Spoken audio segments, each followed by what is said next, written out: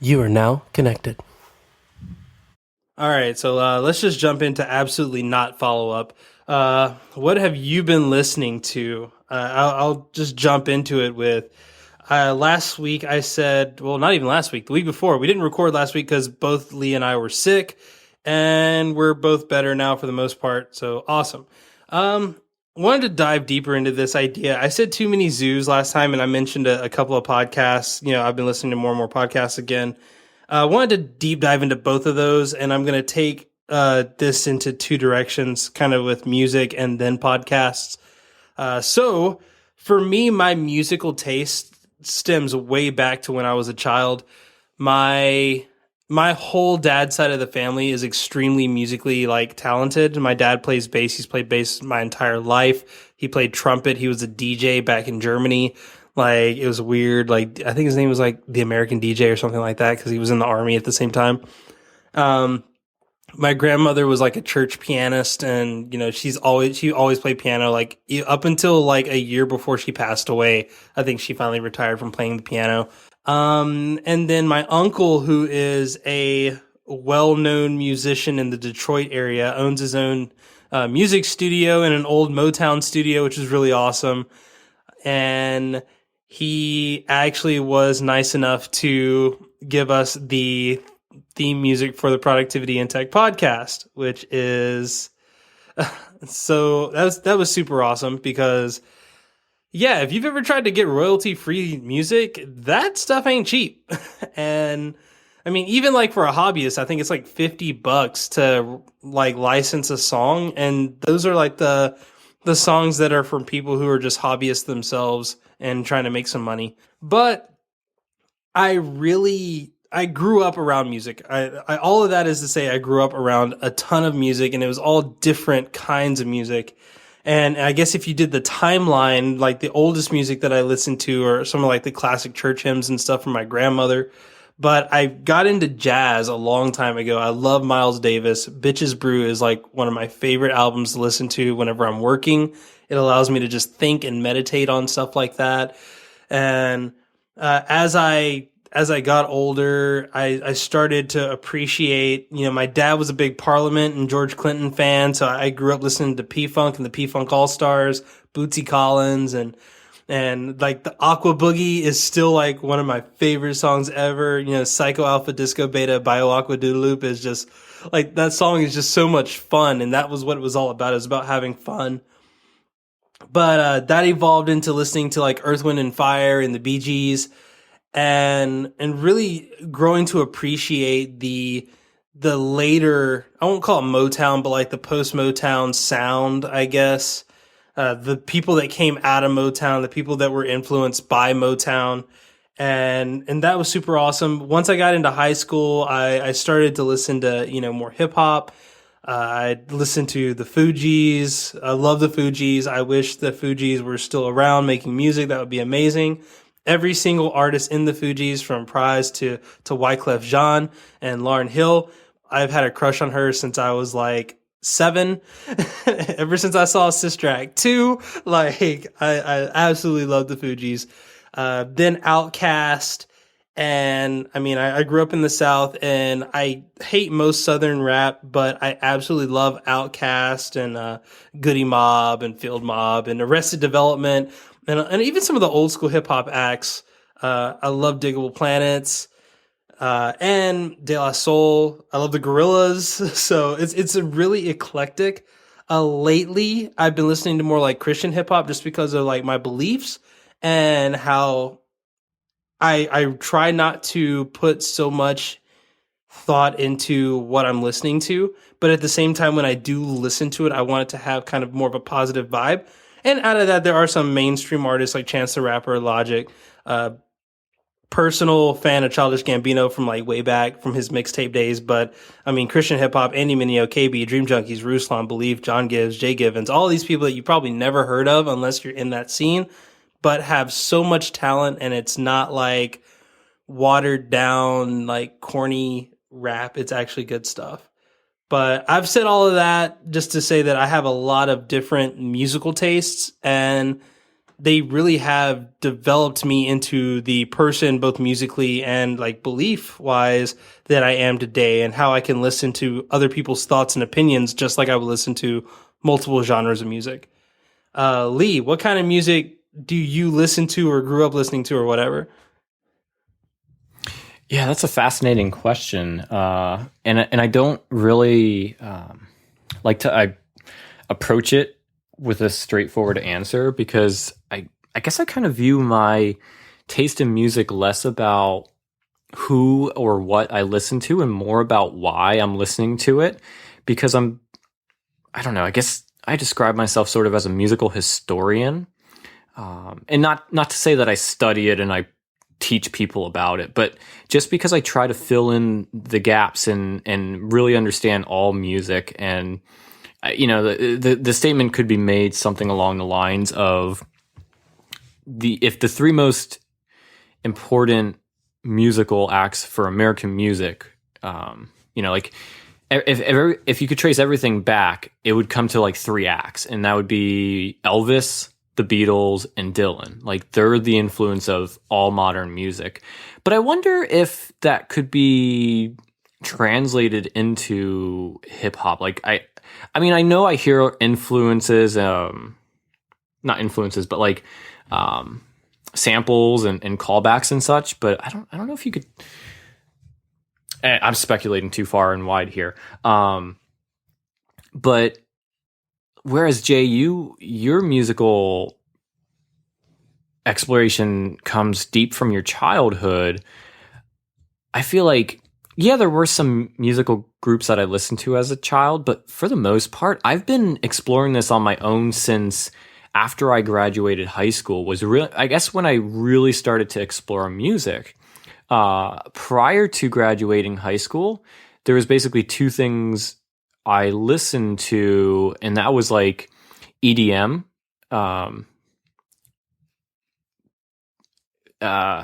groups.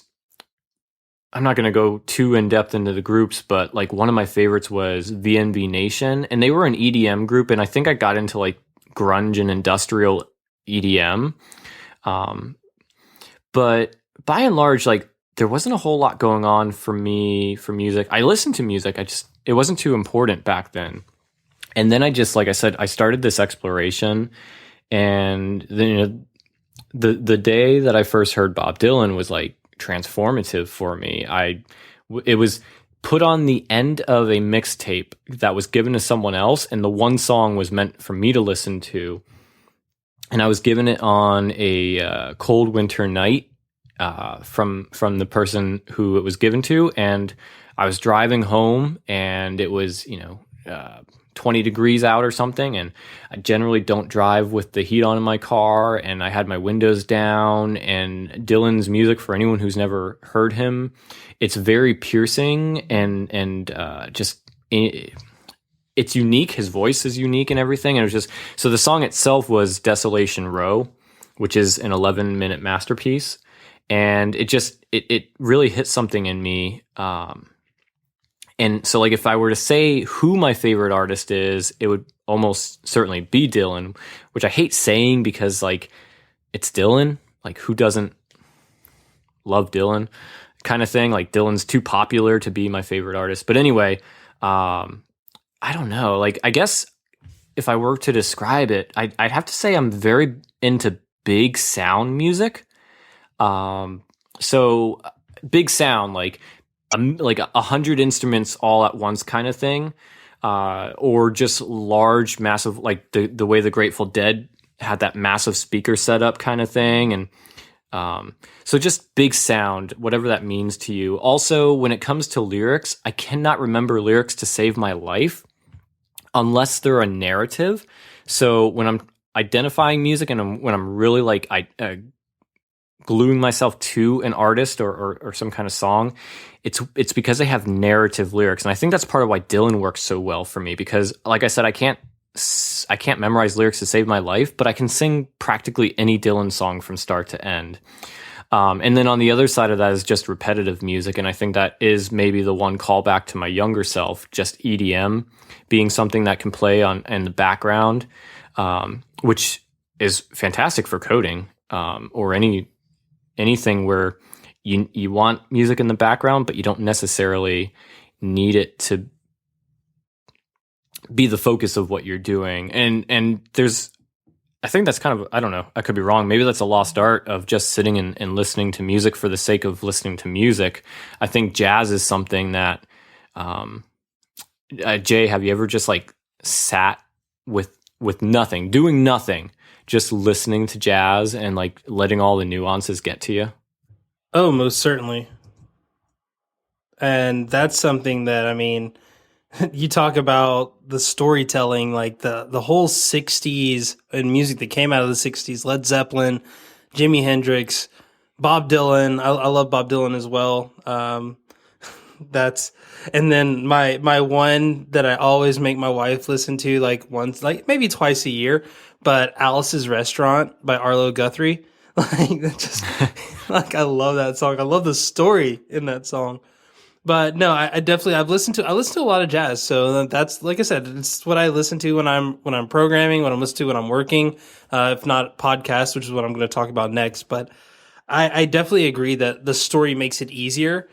The big wall of sound. I did listen to a lot of like symphonic music, and I'm not big on opera, but I can listen to like classical music if it's like a concerto or a symphony, or even like smaller sounds like a quartet. I really do grow to appreciate those. Now, podcasts are a different thing because I have so many podcasts, and I will include an OPML of all of the different podcasts that I'm subscribed to. I'm going to have to take one out though, because it is for patrons only, and I don't want to be rude to them. Go support Daily Tech News Show if you want to hear more about that. But we'll talk for a second about the newer podcasts. I'll kind of spend a minute on each one. This Week in Time Travel is a Doctor Who fan cast, and for those that don't know me, I am a big Doctor Who fan. I love the Doctor. He is like, well, I have to say he, because there hasn't been a female Doctor yet, even though there has been a female Time Lord, and I'm totally cool with that. And I think the next Doctor should be female or a person of color. Come on, it's 2017. But I'm really following the new season. This is the first time where I've actually been able to watch the season as it's happening, instead of waiting for the season to end and then like trying to catch up on it on Hulu or Netflix. So I started listening to This Week in Time Travel. I believe it is an Incomparable, like it's from the Incomparable Network, which is, they make good stuff already. They do a lot of media stuff, so that's cool. A new podcast that I've been listening to, and I really like it, is called I Hate My Boss. Now, I know from the sound of that, it might sound kind of rude, but it's really not. It's more of like an advice show for people who are maybe struggling at work or struggling with coworkers or their boss, who, and honestly, most of the time the responses aren't, yeah, your boss is a jerk. Now, sometimes it is. Sometimes it's just flat out, hey, your boss is a jerk. But for the most part, it's like, well, have you tried communicating your thoughts with this person? Or maybe you should get HR involved if it's really bothering you. Why don't you sit down and tell your boss, like, face to face? Like, they're not putting the blame on either person. It's more of just kind of an advice show for people who deal with the workplace. And that is something that I still do. And I find it interesting that there are people that might have issues where we might go, oh, yeah, of course you could do that. It's not always that easy when you're worried about your job, or you're worried about something, getting fired, or people not fitting in the workplace. And then another one that I'm going to talk about, and I kind of want to spend a little extra time on this one. It's called The Cure. This is one of the only podcasts that I listen to that has an all black cast.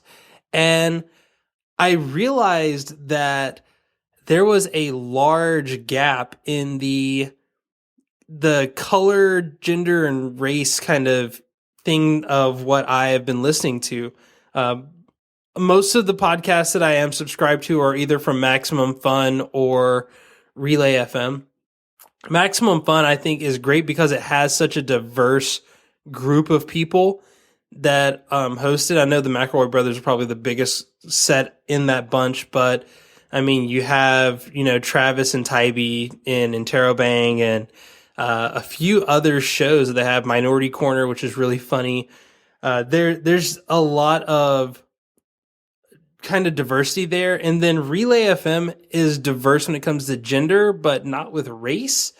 And that was something that, as I am trying to make my podcast more accessible to the non-typical person in tech, as I'm trying to make productivity in tech more open for women of color, people that are non-binary, people that are transgender, or part of the LGBTQ community.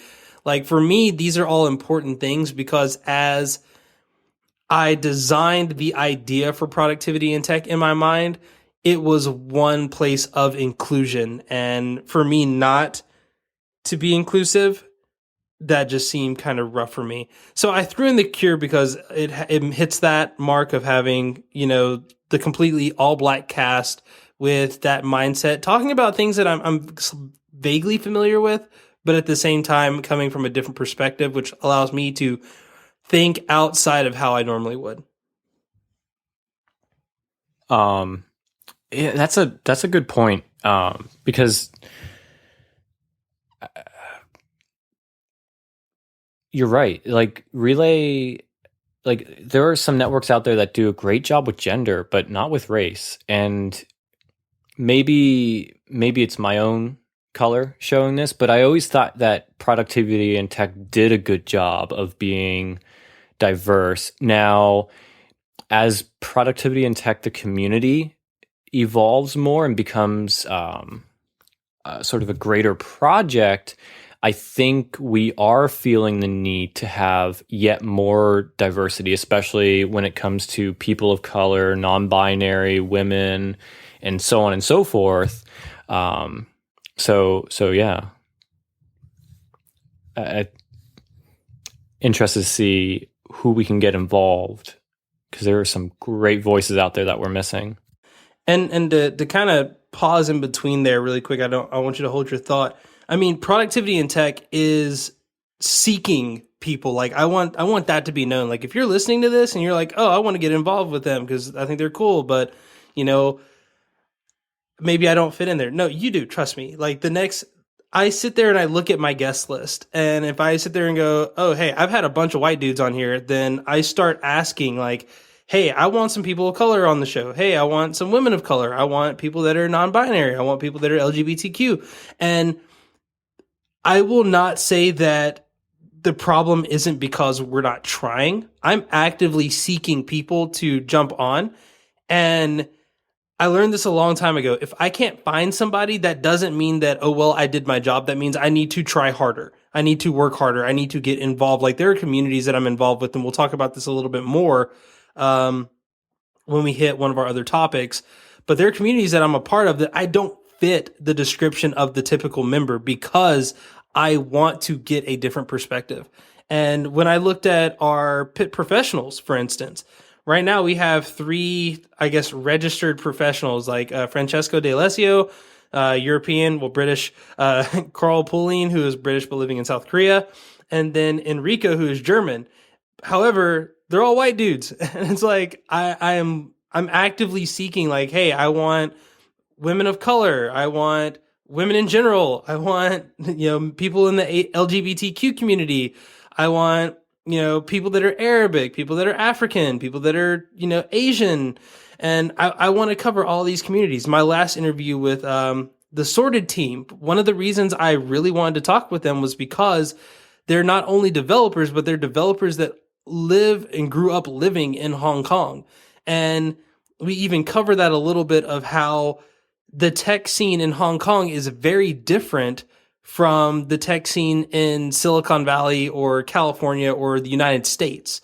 And to me, it's important to get those other perspectives. I'm hoping to speak with, even on the Pit podcast, I've interviewed people from Poland and from Germany and from many other places, because I want the difference in cultures to be evident in the show. Yeah.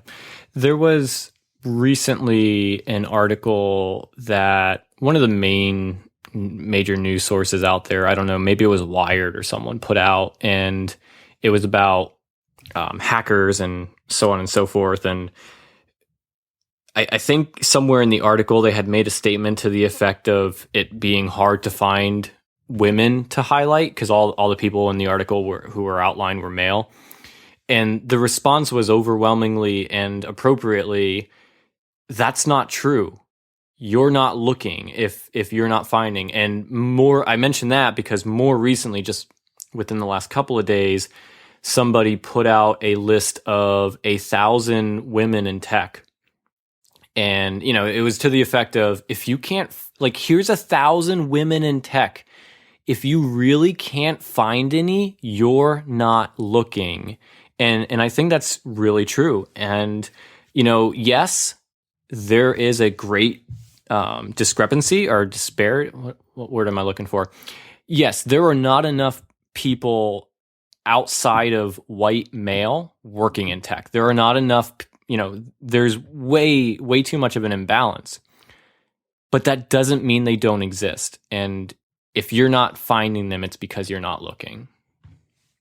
I think anybody that believes what we're saying is really going to enjoy the next couple of weeks on the Productivity and Tech podcast, because I can tell you now, I have 2 guests that I just did interviews with that their episodes will be airing in the next couple of weeks. And I'm super excited to have them on because it's not only just like women in tech. We have women of color in tech. We have women talking about what it's like to be a woman in the tech space and how that affects them from a productivity standpoint. And I'm just really excited for those upcoming episodes. But let's jump back on track here. We were talking about podcasts. Lee, what were the podcasts that you have going on for you? Yeah, so last episode, I basically just said Motley Fool podcasts. One of my big side interests is finances, especially the stock market. And Motley Fool is a company that their focus is stocks and investing. And they put out a lot of podcasts, including some daily podcasts, which for me was sort of an existential crisis to overcome, because I do not like daily podcasts for the most part, because it's just too much to listen to, because I'm sure plenty of our listeners have the issue where they have, way more podcasts in their queue than they'll ever have a chance to listen to. And to sort of get my ear on a daily basis is extremely, you better be providing top quality content that meets my interests. And so Motley Fool happens to be, or I'm letting them be, one of those podcast networks, I guess. I mean, I guess you could say network, except it's all like in-house, because it's a topic that I'm interested in and passionate enough and like to learn about that I listen to it. And there's essentially 3 main podcasts. No, I'm sorry. There's actually 5 main podcasts they do, or maybe just 5 they do. 2 of them I've been listening to for at least about 2 years or so. And those are not the ones I'm going to talk about, because I've been listening to those for years now, and they're just some of my favorite podcasts of all time. But there's some that I've only been listening to recently, and these are the daily podcasts, or 2 of them are daily, 1 of them is weekly. And it's astonishing that they happen to stay on my playlist and get listened to pretty much every single day. And 1 is an industry focus. It just looks at different industries. So healthcare, finance, tech, retail, consumer, and whatever. And the other one is more of a what's happening from a financial standpoint. And anyway, why do I bring these up? 1, they're delightful, they're amusing, they're fun, they're light, they're in the spirit of the Motley Fool, which even by the name you can probably figure they don't take themselves too seriously. And it just so happens that this past week, so it's a company that its culture is very oriented towards games and puzzles and just having fun. And so they did a series this past week on the one podcast of a daily puzzle and then a final weekly puzzle that tied all the daily puzzles together. And I happen to be one of the 10 winners. So I get some swag from them, and that's just fun. But yeah, they're just fun. They're exciting. I I'm in like an exploration right now of podcasts, which is a weird statement, but I'm at an active point where I've gone from just casually adding podcasts to my list, and I'm now kind of in like an active culling mode. Is that the right term? Culling, where I'm deciding which podcasts are in my player that I don't listen to and I can get rid of, which podcasts I'm going to make sure I listen to, and also actively seeking out other podcasts. So, Jay, the other day you had tweeted out something about She Nomads, which for some reason, up until now, I have not actually listened to a single episode, but just the other day, since I'm in this mode, I saw that you did do one about that. And so I gave She Nomads a listen, and I think it's a podcast. I'm certainly going to listen to a few more episodes, but it might make the list. Very interested in it. But yeah, so that's kind of where I'm at. Motley Fool podcasts have surprisingly taken over pretty much a daily spot for me, and I'm also actively calling my list and building it out. So pretty excited about that. And I definitely think there are great ways to find new podcasts. If you're looking for podcasts, so for me, like I share a lot of the podcasts that I either discovered on my own or that people in my network have said, "Oh, listen to this." And one of the ways that we do that is with the listen to workflow that was originally created by, I wrote Nahum in here, but I think it was actually by Vic Hudson. So shout out to Vic Hudson. And from there, it's just a workflow that we use whenever we are listening to a podcast that we just hit from the share sheet that will pull the link and grab the graphic and then add a little hashtag listen to title of the podcast episode and then an Overcast link to it. And I think that that's important. It's great because it gives me something like I can just follow that hashtag and then just kind of surf through all of the different things that we've listened to. But then also whenever I'm like looking for a specific episode, it gives me the ability to kind of do that too. I don't use it as much as I used to, but I try to whenever I'm like, if I'm just like, hey, I'm going to sit here and listen to some podcasts for a while, then that's when you'll see me use it. If I'm doing like a push on something, then I usually will just listen straight through and I don't really stop and tweet because I'm usually have Forest open, so I can't really leave my screen. All right, so let's say that absolutely not follow-up is completed and we can jump into the first topic. Man, it only took like 30 minutes. So the first topic it's kind of inspired off of a blog post that I did. Basically, it's simply called Simplifying Pit. And in that, just to kind of give you a backstory on that, I started by looking at how much I was doing for productivity in tech, like really doing, like how many things, how many irons in the fire did I have for Pit? And I mean, I had this podcast, Productivity in Tech podcast, Pit Reflections, at the time, a daily YouTube series, trying to blog, trying to do a newsletter that I curated on my own, and trying to manage a Facebook community. That's a lot of stuff for a side hustle. That's a whole lot of stuff for a side hustle. And for that to not have any return on investment, I was just burning myself out.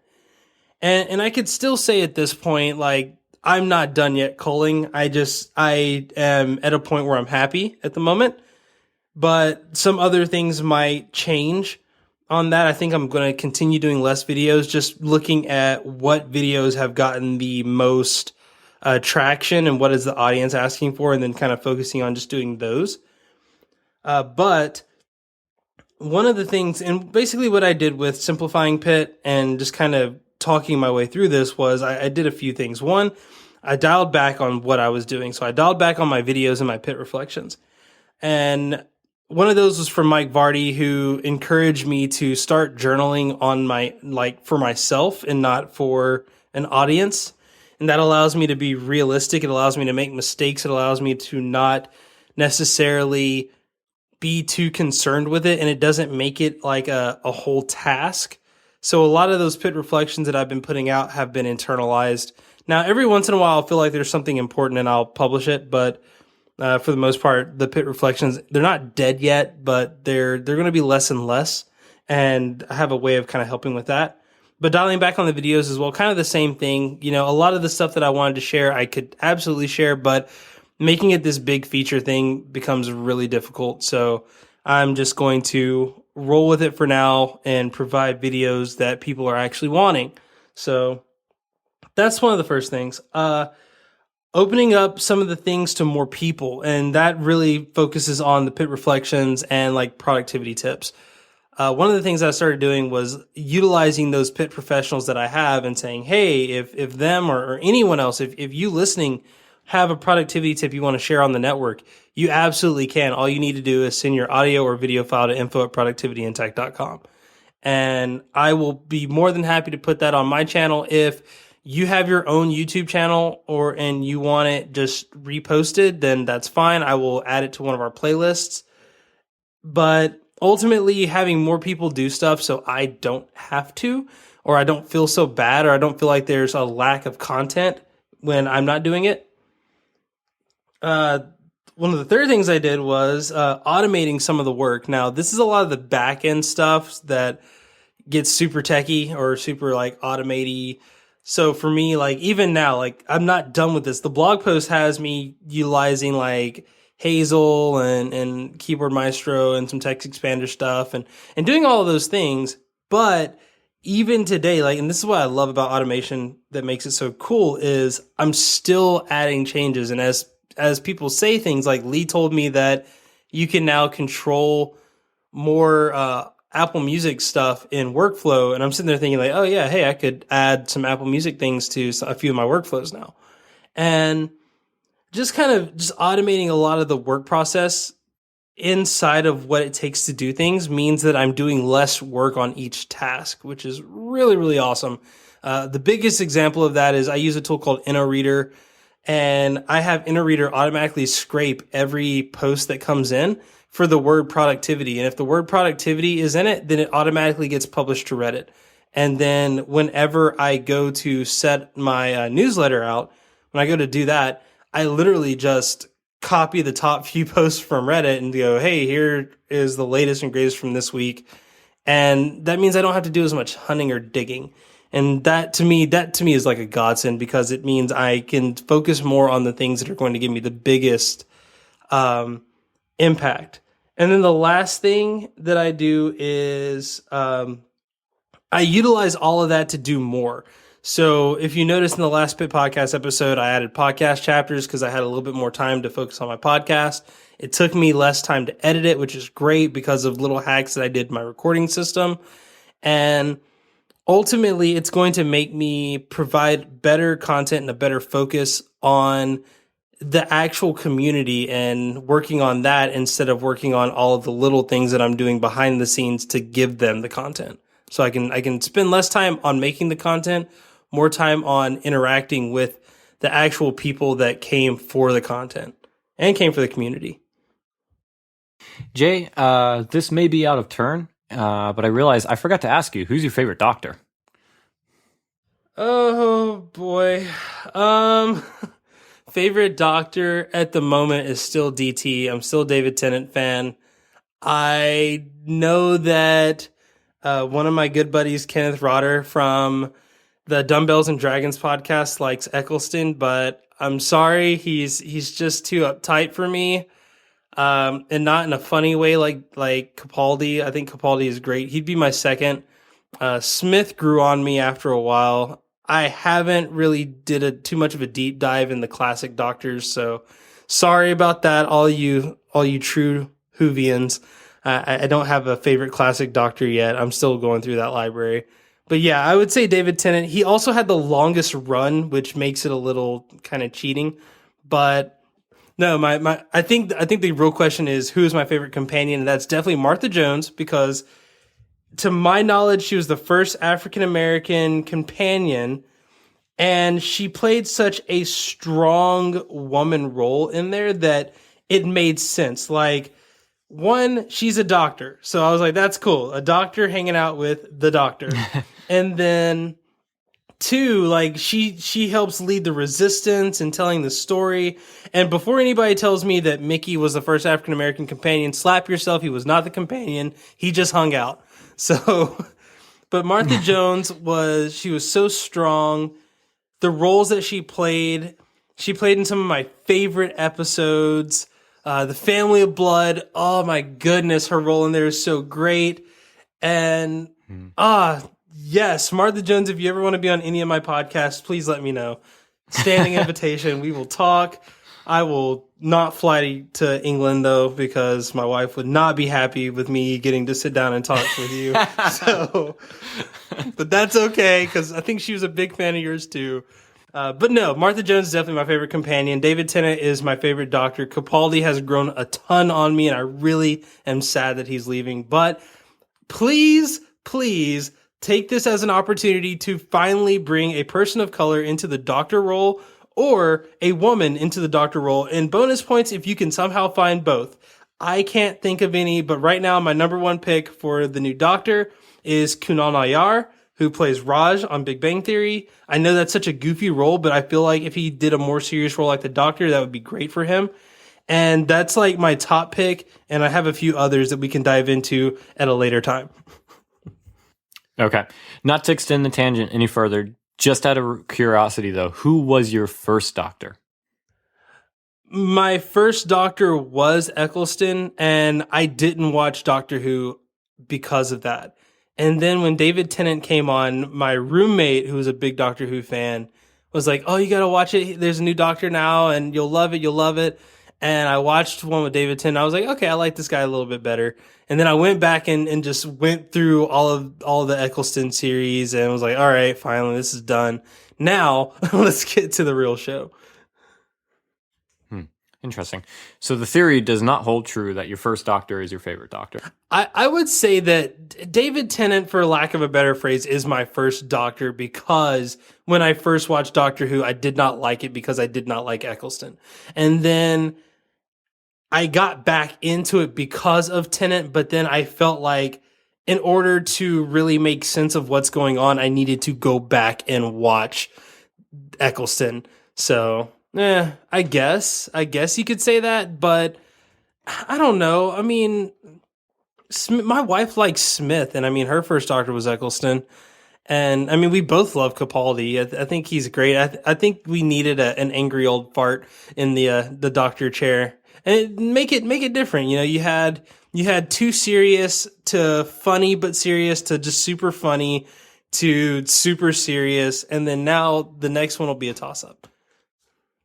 Anyway, so all that is kind of as a stalling technique, because I don't have a lot to necessarily add on this topic, but to give some feedback, I mean, Jay, you do a lot of stuff. You do an awful lot. And you know, it's funny because as I say that, I'm thinking like, oh, you do a lot for productivity in tech. But the truth is you do a lot outside of productivity in tech with all the other sort of extended networks that you have. But it's really impressive. And I think, so you're trying to simplify what productivity in tech really provides and how you offer it and so forth. But to be honest, from my perspective, I have to say it looks like the whole, and I use this term loosely, network of productivity in tech is really maturing. Now, I've kind of taken a big step back from the Facebook group because I've never had a very good relationship with Facebook. And that's a personal thing. I'm not trying to dissuade anyone from using Facebook within the realm of loosely connected.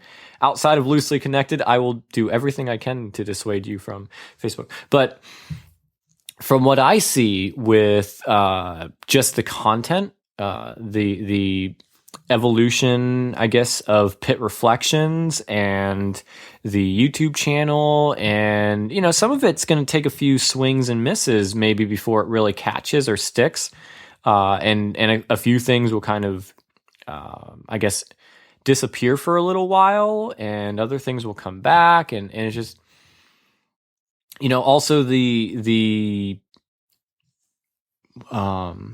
not complexity, but sophistication of sort of the how the meat gets made with your automating and so on and so forth. Like I think it's really maturing in such a way that you I don't know, did you ever envision that when when you very first began? Like I know we've talked a little bit about how the image has changed and developed, and I think you kind of had sort of like a master plan, but I mean, did you really? Like how much has that changed? And that's just really me commenting that, like, as yes, I'm fairly involved in productivity and tech, but also in certain aspects I kind of step back and watch a lot. And it's just I'm really impressed with the way that things are developing. And I think as we really see the pit pros round out and start contributing, and some people start taking stronger positions on Patreon and sort of joining that board of the board, I guess. I'm really intrigued to see where this goes and the value of it. And I kind of fall back on Pitt. So as we know, Loosely Connected began because you hired me as your productivity coach, and I have to say, as a productivity coach working with my clients, like I have received so much value from Pitt episodes. Sometimes I'll directly listen to an episode and then put together a plan with a client, or so. Like it's really. I can't speak on behalf of anyone else listening, but I'd love to hear. Normally I'll say don't at me, but right now at me at Stetson3, how Pitt has influenced your life, like outside of the day to day, like where you're interacting with community, but just how it affects what you're doing outside of Pitt. So in your actual day job, like I'd love to hear that feedback from our listeners, because I know, like I said, for me, it the episodes of the Productivity and Tech podcast, they're just so valuable. They're so rich, and they keep getting better. It's like every time I listen to a new episode, I'm like, wow, that was a really good episode. So it's basically I'm just trying to toot your horn here, Jay. Like I think you need to hear this feedback sometimes. You're doing a really good job. You're not just scratching away at something. I think you're actually building something that's got legs, that has substance to it, that has value, that right now might not look like more than a framework, but I think really is much more than a framework. And so I think it's time we start a Twitter chat, because you need more on your plate. No, I'm just kidding. I'm just kidding entirely with that. 100%. But yeah, so that's, like I said, I don't have a whole lot to offer here, because you're the custodian, but you're also the mastermind. And a Twitter chat has actually been on the plan. It was like one of the first things that was in the plans was, hey, we'll do a podcast and then we'll do a Twitter chat. And there have been times before where like I've literally had tweets in buffer like queued up to be like, hey, we're gonna do a Twitter chat, da, da, da, and I just like delete all of them because like, no, I cannot start this.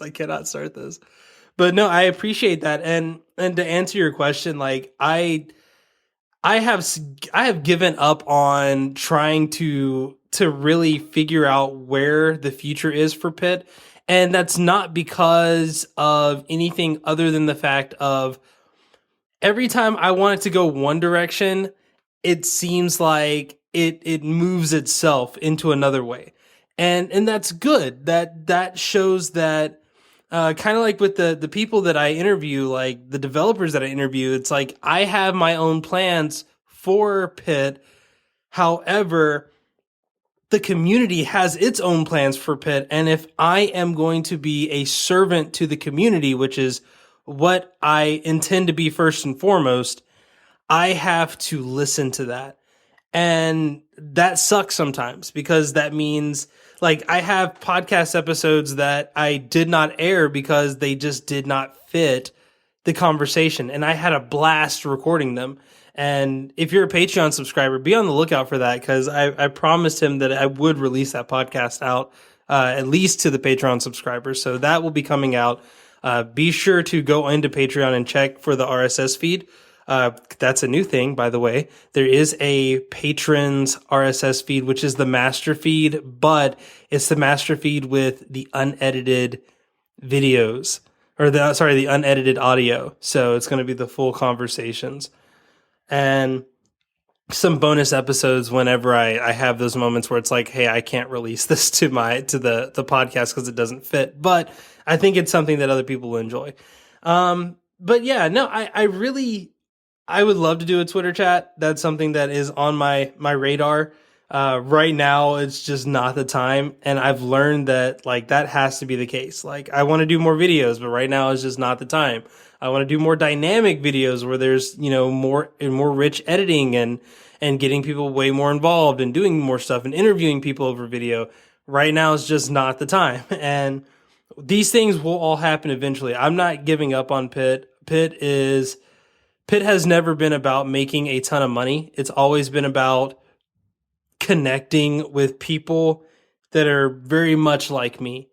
And it's my focus to first and foremost continue to do that. And honestly, it's happened. It's happened so much. I've met so many amazing people. I mean, at this point, our Facebook group has 700 members in it, and each and every one is someone trying to become more productive or more fascinated with the productivity apps and the different productivity styles.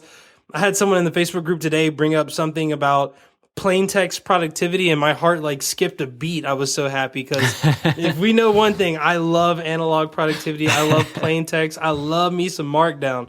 So it was like, yes, let's talk about this. Let's get into it. And then they're bringing in content that's cool. I'm referencing content, and that's really what I wanted. And I'm just happy that I can continue to provide that while even dialing back. And I'll definitely say that the best is yet to come. Like I'm nowhere near, like we just had freaking Mike Vardy on the podcast. Like that was something I never imagined in my life that I would be interviewing Mike Vardy from the Productivityist. So, I mean, I hit that at year one. Like I'm surprised at what year two I'm going to be like hosting pit conferences and stuff and doing local pit meetups. Like I don't know. I don't know what's going to happen yet, but I'm super excited for it to happen.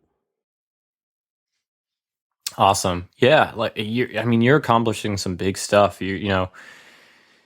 Right now, these are your role models in productivity, but I think real soon you're going to turn around and people are going to be telling you how you're their role model in productivity. And the pit community itself is like, it's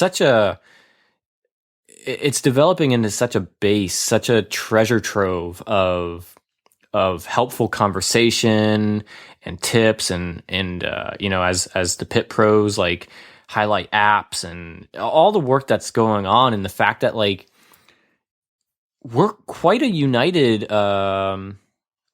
pursuit. Like this is all about making ourselves better by being more productive. It's just it's really incredible.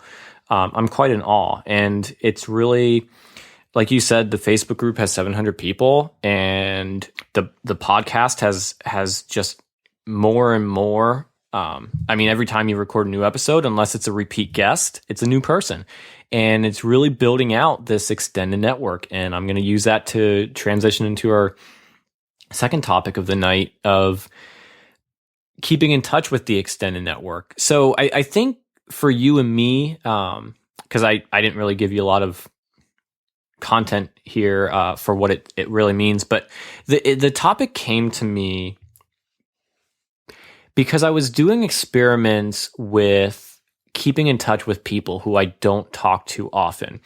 And by that I mean whether they be clients I've worked with in the past who I don't have an active relationship now, or former coworkers who I don't have an active relationship now, or people who I don't have an active relationship with, or even people who I don't have an active relationship with, or former coworkers who I don't have an active relationship now, or former coworkers who I don't have an active relationship now, or former coworkers who I think there's stuff left for me to gain from them in terms of knowledge and mentorship, to just people who I've remained friends with from my youth. And so it's varying degrees of what and why I necessarily want to keep in touch.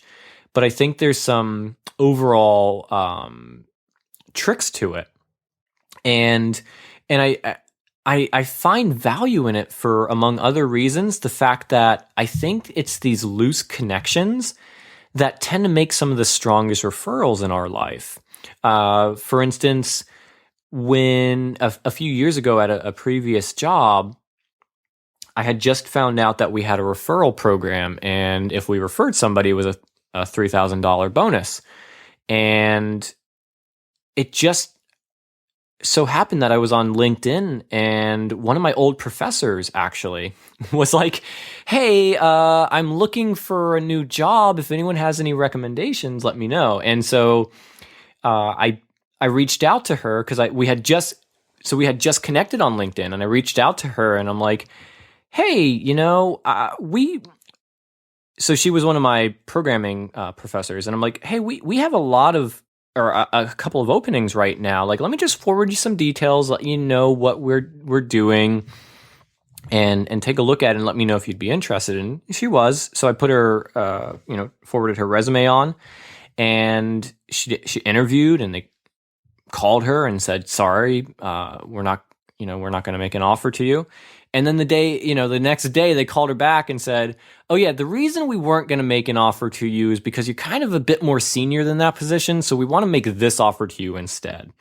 And it was just one of those people who we chat, we catch up every once in a while, but we don't have any kind of daily or weekly or even monthly, interaction with each other. And it's just, those are the stories again and again and again, especially I say this largely for people who are looking to network as a way to maybe find a job in tech if they're not already in tech, or land a job, or just reach out. So I bring this up because I'm passionate about our loose connections, our weak connections having to generally be a stronger force. And there's two side thoughts to that.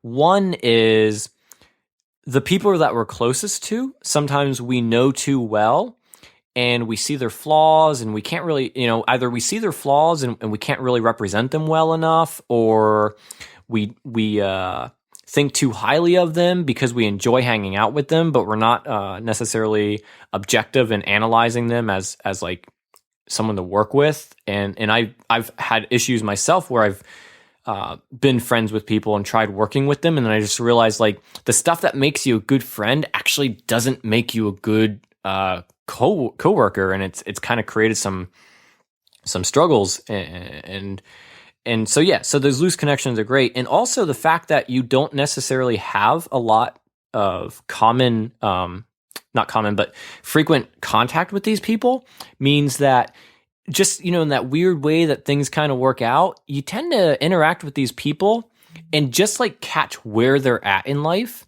or they catch where you're at in life.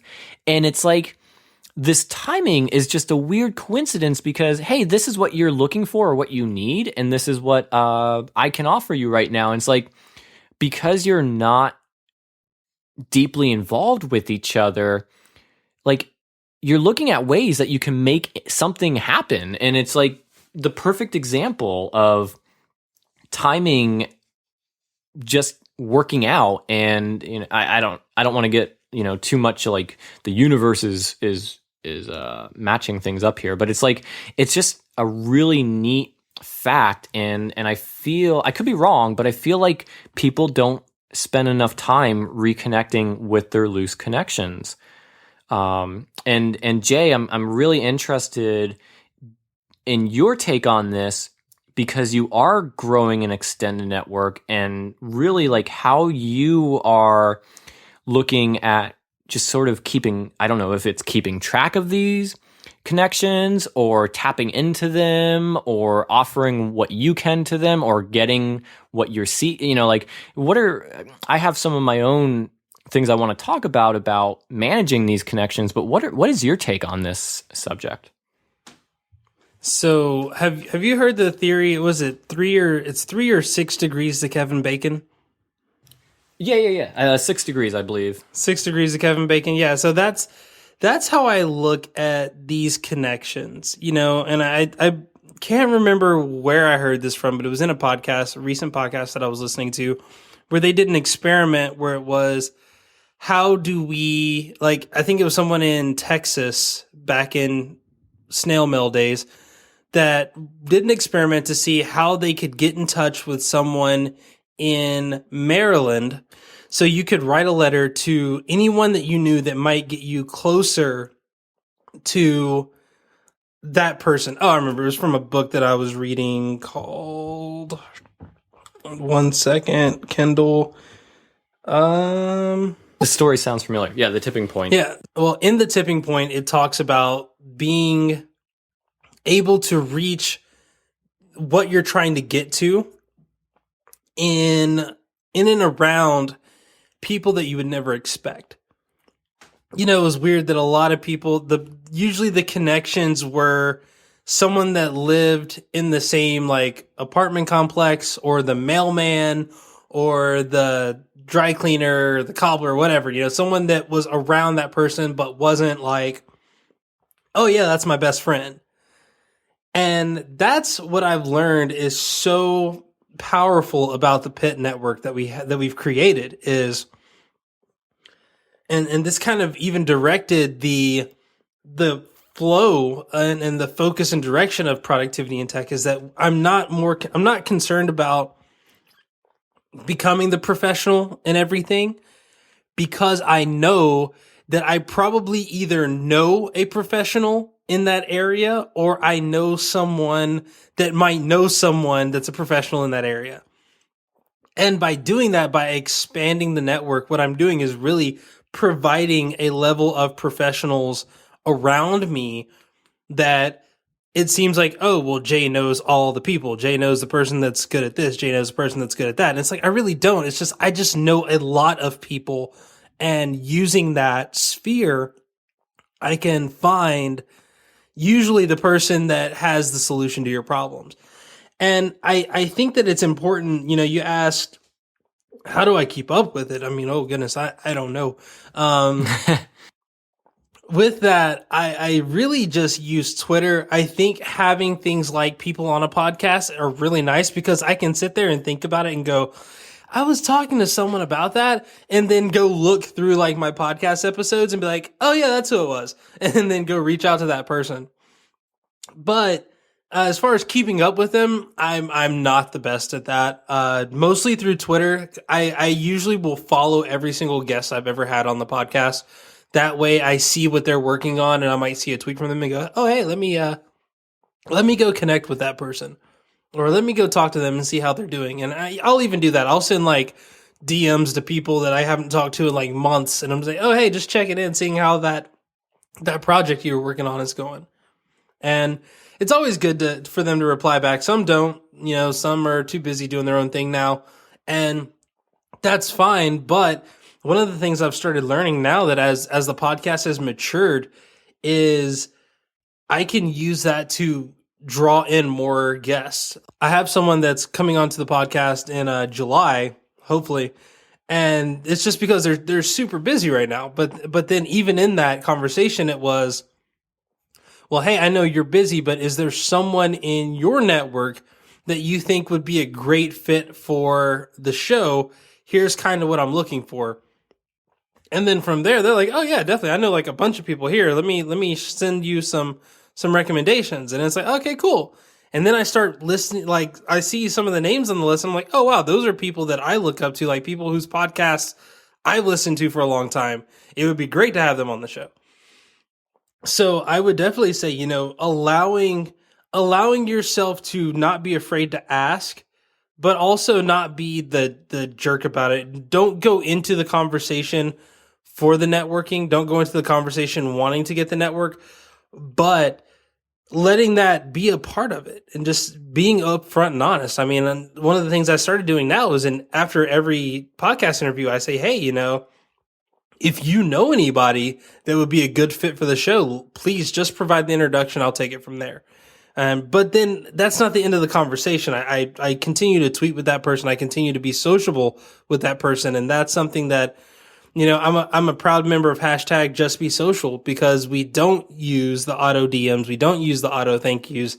We make those interactions personal because it is good for us. We wind up benefiting from it in the long run. Yeah, those I'm pretty sure I've unfollowed people as soon as I got their auto DMs in the past, because it's like, oh, clearly this is not going to be the relationship I was hoping for. But anyway.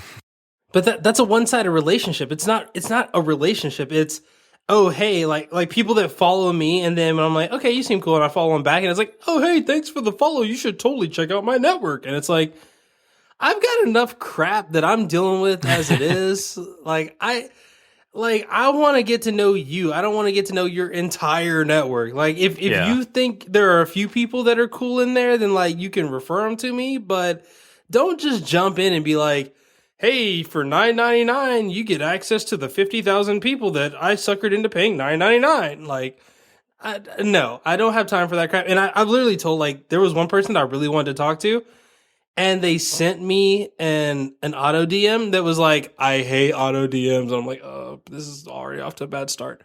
But then they were talking, they're like, yeah, right now I'm just doing this because I really want to connect. I'm trying to grow my network. And like, they were honest about it. And I was like, well, have you thought about just saying hi?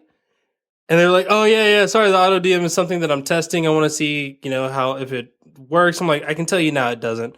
Like, it's stupid. Yes, it might get you more clicks. It might get you more downloads, but those are going to be false. It's like the people that aren't going to listen to you already, the people that are just going to listen and go, oh, that was nice, and then go off and do their own thing. I'm more concerned. I would rather have 15 people that are diehard Pitt fans that are eating, breathing, and sleeping like, hey, let's get productive together, than have the 50,000 people that were like, oh yeah, it said if I clicked on the link, I could win a prize, and I want to get that Todoist Prime membership. And not bashing anybody that does that. I mean, some of our professionals do that. They have their auto, or they have like their, oh, hey, if you join up here, we have some stuff for you. But I mean, I even do that. I published in the Patreon thing, like, hey, I got some free codes. If anybody wants them, let me know. And I'm going to make those available to everybody. But even then, I put it in there, like, if you just want these because they're free, like, don't even ask. Like, these are for people who really want to, like, better themselves. And those are the people that I'm looking for. I'm not looking for the auto DM crappers. Yeah, and there's a nuance to it, absolutely, and a lot of the time you can tell, but based on just the tone of the DM, sometimes you can't. And one of my not favorite pastimes, but one of my pastimes is actually just responding to those to see how they react. And like some, I get mixed reactions.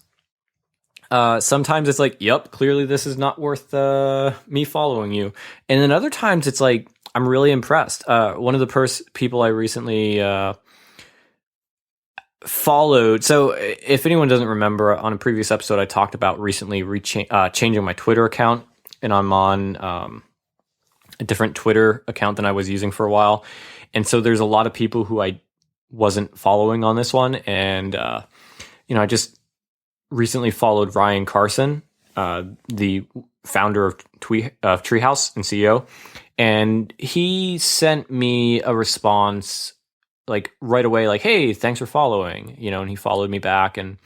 But it made, I don't know. I don't even think it was an autoresponder. Like, just I'm sure a part of it's a practice thing, but like, he seemed so earnest and sincere in wanting to hear the stories of the people who are using his company's product, and people who are passionate about the same education angle that he's been pushing. And it's, it wasn't just like, hey, I'm glad you followed, tell me about your story, blah, blah, blah. It was like, it was a natural back and forth. Like, it developed out of it, and it really worked out. And I did a similar thing with his email message, and yeah, he was, I see him on Twitter, on social, and I know what he's doing, and he's a very busy person. But you can also tell, like, he is genuinely passionate about the social aspect of it, about the community, about hearing these stories and knowing how he's impacting people and how he's improving lives. And the fact that you can tell he does everything he can to make time to talk to people. And it's one of those things. I think he's someone who has somehow an aspect of humility about him that is absolutely genuine. So I'm very impressed by that. And so that's one of those nuanced things. Like, even if that was an autoresponder, it wasn't an autoresponder that's in the sense of, oh, I'm a public figure, and so I don't have time to interact with all these people. I'm just going to head them off. And, anyway, a little too tangenty there. One thing I've been experimenting, going back to the actual topic here, is how do you keep in touch? And I know for you it's like, that's a good question. How do you keep in touch? And one thing I tried, and I'm curious, I'd love to hear about somebody else testing this out, because for me, it didn't really work out, mostly because I do, even when I have a great system in place, I still have troubles with actually reaching out to people, because it's, I'm a very introverted person, even with online, where as many introverts tend to be, we're a little bit more outgoing. But anyway, the whole idea was using Trello, and it's a very simple setup. You create 12 lists: January, February, March, April, May, June, July, August, September, October, November. And you create a card. So right now we're recording this episode in May. So you create a card in May. Like Jay, I would create a card of Jay Miller. And I would just put, a little bit of note about what we talked about. And this is like a stupid, simple CRM tool.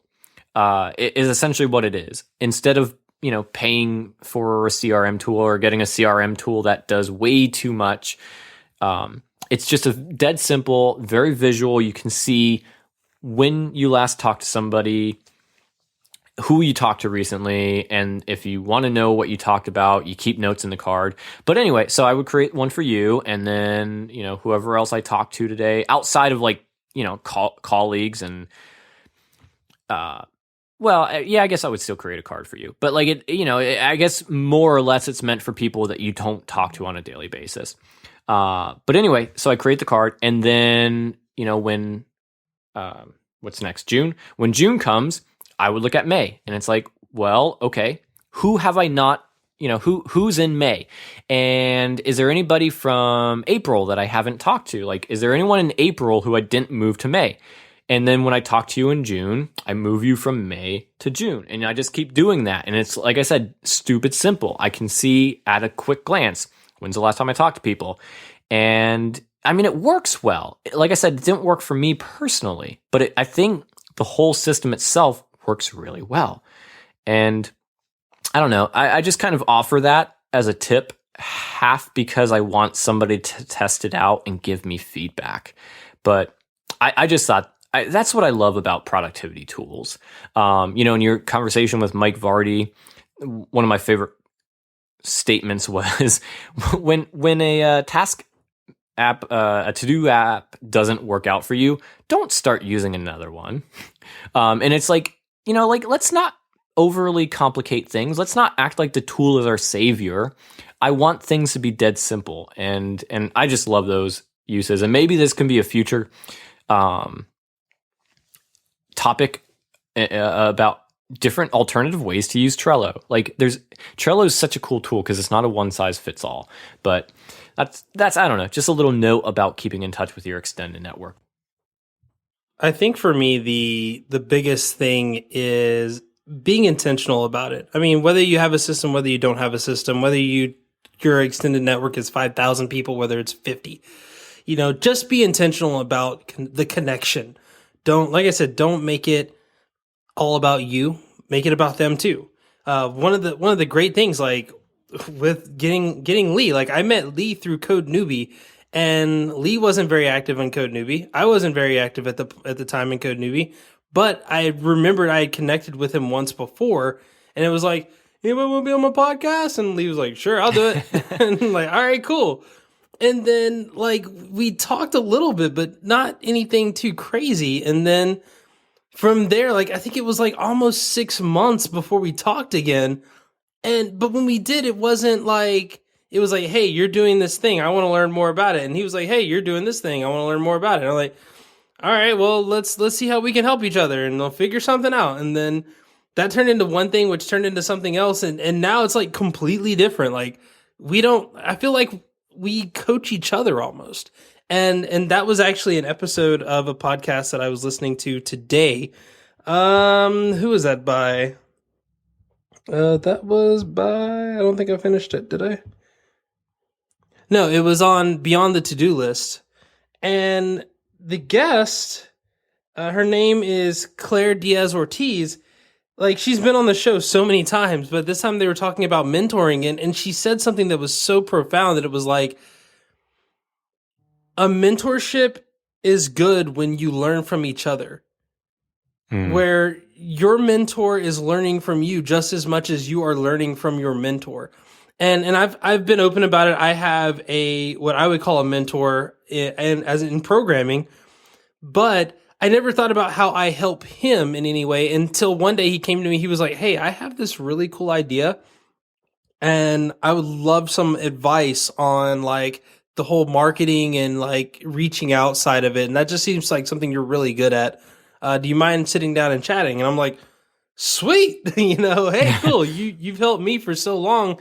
Now is my turn to really help you. And then like my relationship with my brother, Alex, who I've also had on the show, like we constantly help each other. He helps me in kind of like a life thing because he's my older brother. He's my older brother-in-law. So we talk about life. We talk about marriage. He's been married for almost 10 years now. And I'm just in my going on 4th year of marriage. So we talk about a lot of these things and we're open with each other. But then at the same time, he comes to me for marketing and networking advice and how to reach people and how to communicate and other little tech nerd stuff. And it's fine with me because we're helping each other.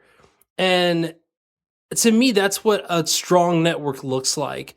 It's not one way. It's not one-sided. It's both sides really trying to connect and grow in each other. And I think as long as you do that, it doesn't matter how big or how small your network is. I mean, sure, I'm a part of 12 different Slack channels. I only keep up with 3 of those. And I alternate which 3 that I'm connecting to. Like right now, the big 3 that I follow are, of course, my own. And then the She Nomads channel and the We All JS channel. And that's because I'm super invested right now in those communities and trying to find, like I said, those people that will fit in my network that don't look just like me, or the people that don't look like what my current audience looks like, those developers and those designers and those other job roles that I can't be a professional in, that they can because they have a wealth of experience and they see me as someone who has a wealth of experience in another area.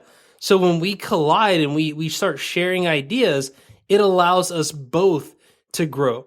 It's not just about me expanding my network. It's about me making valuable connections with people where I can benefit them just as much as they benefit me.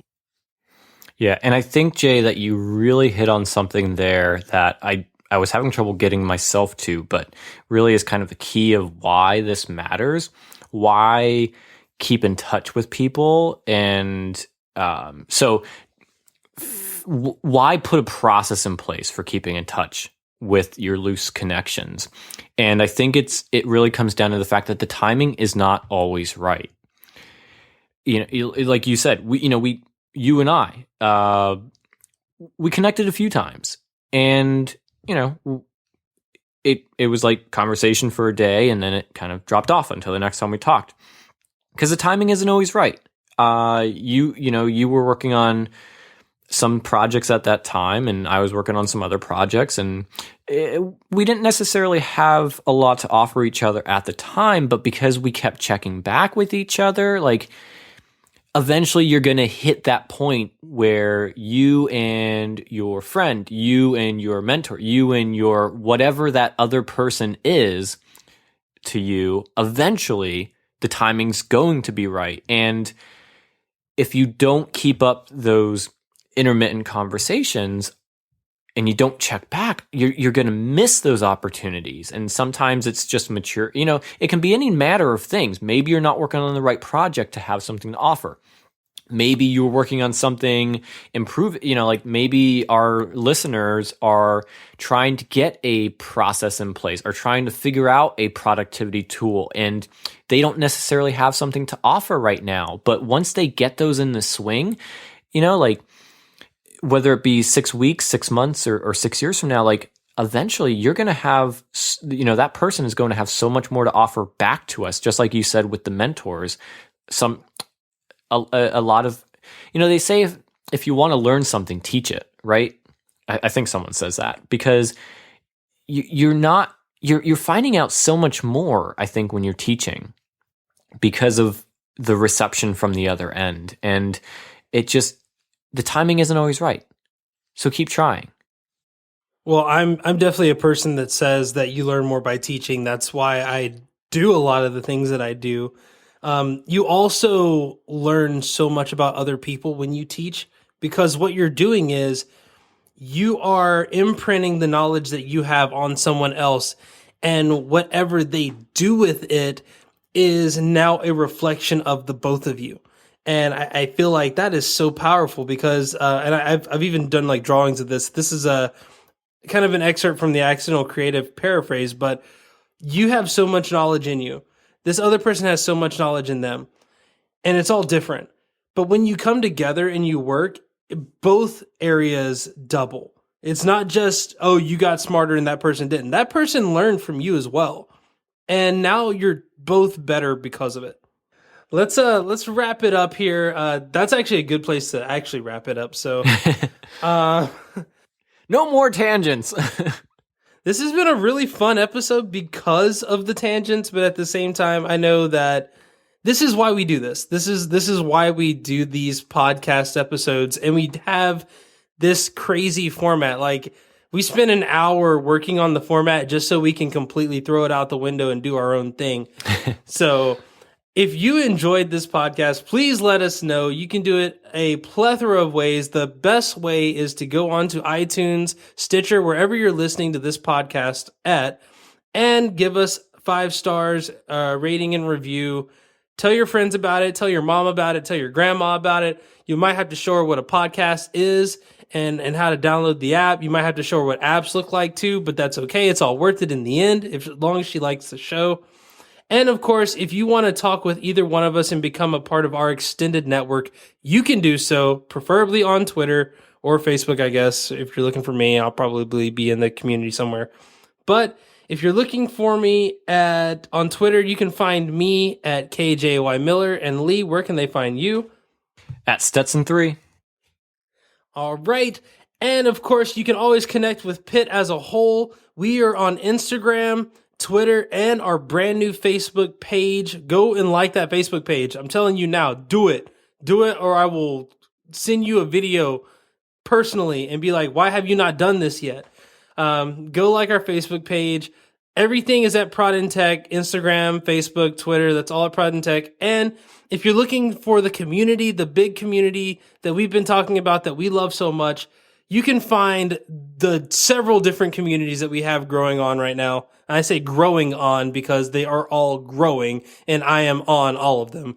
You can do that at productivityintech.com/join, and there will be a link to all of these things. But that's going to be it for us, except for the bonus topic, which is, who is the one person in history that you would interview?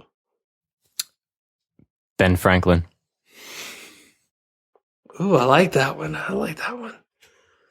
I've struggled with this one a lot. a ton, a metric ton. I'm stalling now because I'm still not entirely sure who it is. I would have to say Sigmund Freud. Okay. And I don't know why. It's going to be a great episode next week. All right, everybody. So you've heard our bonus topics. We'll talk more about those next week. But that's going to be it for me. I am Jay. I'm Lee. And we are now disconnected.